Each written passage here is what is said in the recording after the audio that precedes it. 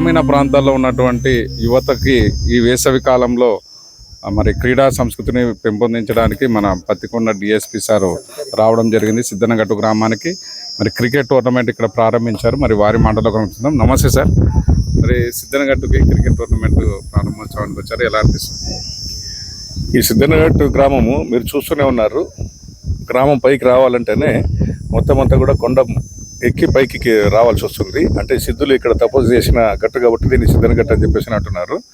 ఇలాంటి సిద్ధనగట్టు గ్రామంలో ఉన్న యువత, ఈ గ్రామ పెద్దలు అందరూ కలిసి వారి ఆధ్వర్యంలో ఇంత మారుమూల ప్రాంతమైనా కూడా ఇక్కడ ఆల్మోస్ట్ ఈ గ్రామాన్ని చూసిన వెంటనే మా గ్రామమే గుర్తొస్తుంది. మా గ్రామంలాగా ఎక్కువ మంది, అంటే గ్రామం చిన్నదైనప్పటికీ కూడా గవర్నమెంట్ ఉద్యోగాలు ఎక్కువగా ఉన్నాయని చెప్పేసి అంటున్నారు. సో వీళ్ళని చూస్తే చాలా ఆనందం వేస్తుంది.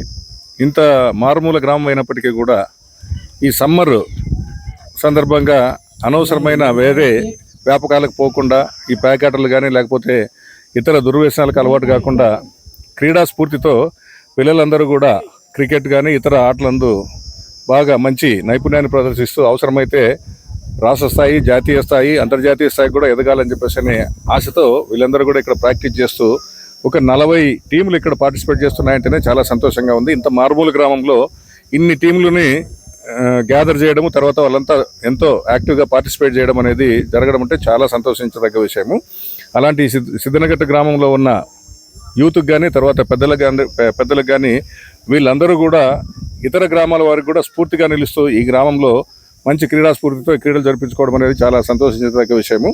భవిష్యత్తులో ఇక్కడున్న క్రీడాకారులు లేదా ఇక్కడున్న 40 టీంలో కనీసము కొంతమంది అయినా సరే జాతీయ స్థాయి కానీ అంతర్జాతీయ స్థాయి కానీ పోగలరని చెప్పేసి ఆశిస్తూ వారందరికీ శుభాశీస్సులు అందజేస్తూ ఈ సందర్భంగా ఈ ప్రోగ్రామ్ని కవర్ చేసిన వచ్చిన మీడియాకు కూడా నేను కృతజ్ఞతలు తెలియజేసుకుంటున్నాను. థ్యాంక్ యూ అని అండాలి.